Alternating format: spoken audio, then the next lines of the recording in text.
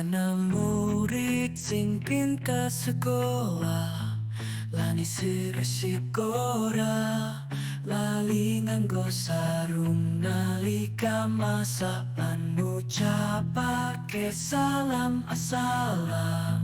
assalamualaikum lan takun marang kancane.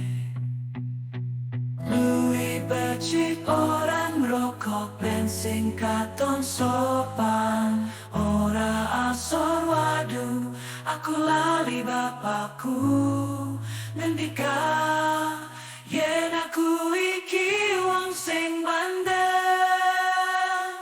Aku wis suwe tumindak Allah, nanging saiki aku pengin ganti lan gawe pocokku, seneng sing dadi wong sing apik.